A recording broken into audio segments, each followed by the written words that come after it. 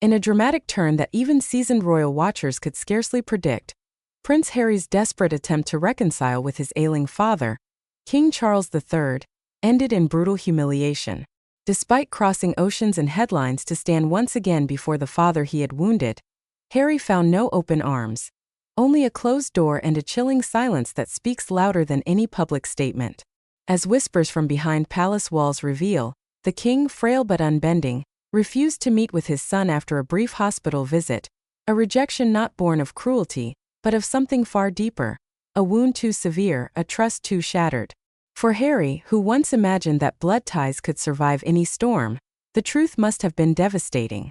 For the monarchy, it was a necessary line in the sand. Sources close to the royal household paint a grim picture. Despite Harry's hurried return, prompted by the alarming news of his father's cancer diagnosis, King Charles reportedly made it clear through trusted aides. It was too late. No embrace could erase the scars of betrayal.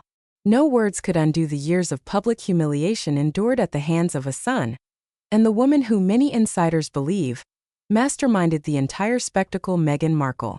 From the notorious Oprah interview to the Netflix docuseries filled with veiled accusations and strategic omissions, Meghan orchestrated a relentless campaign to recast the royal family as villains and herself as a persecuted heroine. But behind closed doors, the royal family, bound by duty and discretion, bore the wounds in silence until now. Insiders whisper that Meghan, sensing her diminishing influence, pushed Harry into this last-ditch gambit. A tearful reunion captured and spun for public consumption could have salvaged their crumbling narrative.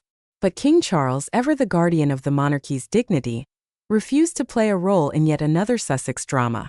Reconciliation, one palace aide confided, is not a stage-managed spectacle. It must come from the heart.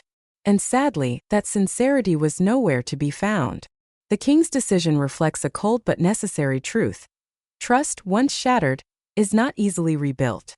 Especially not when betrayal has been broadcast to the world. Royal analysts note that Harry's transformation under Meghan's influence has been nothing short of tragic. Once a beloved figure, a war hero, a cherished son, a brother whose laughter lit up royal halls, Harry now stands as an outsider, cut adrift from the very institution that once defined and protected him.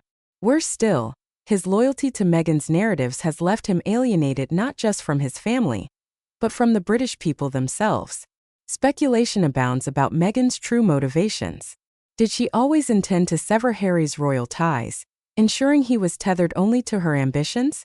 Or did ambition blind them both to the simple, devastating reality that loyalty and honor cannot be bought, spun, or staged? As King Charles battles his illness, his mind remains sharp, his priorities clear. Stability, not sentimentality, must come first. Protecting the monarchy, an institution older than most nations, demands sacrifices, even personal ones. Queen Camilla and Prince William reportedly stand firmly behind the king's choice, understanding that any renewed link to the Sussexes risks dragging the royal family back into a maelstrom of scandal.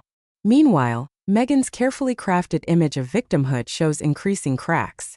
Public sympathy, once flowing generously, has cooled. Former allies grow distant. Powerful voices within Hollywood, once eager to bask in Sussex glamour, now tread carefully, wary of the drama that seems to follow wherever they go. Even Harry, insiders say, feels the shift. Alone in Britain, facing the cold rejection of his father and the steely silence of his brother, he was reportedly shaken, forced, perhaps for the first time, to confront the consequences of his choices. No carefully choreographed photo op. No strategic leak to friendly journalists. Just a man left standing in the ruins of bridges he himself helped burn. And yet, the stakes could not be higher. For if Harry cannot find a way back, not merely into favor, but into true understanding of what he abandoned, then the consequences may haunt him for the rest of his life. In the quiet corridors of Buckingham Palace, the lesson is clear. The crown endures because it demands loyalty, selflessness, and sacrifice. Those who trade these for fleeting fame find themselves not just out in the cold, but forgotten by history. As King Charles continues his battle, supported by a devoted queen and an heir whose steadfastness promises a strong future, the royal family stands resilient. Weathered, yes. Wiser, undoubtedly. but still standing tall against the tides of scandal and sorrow. And Prince Harry, once the golden boy of the realm, now faces a lonely road home. A road he may find forever barred. Because in the end, some doors once closed never open again.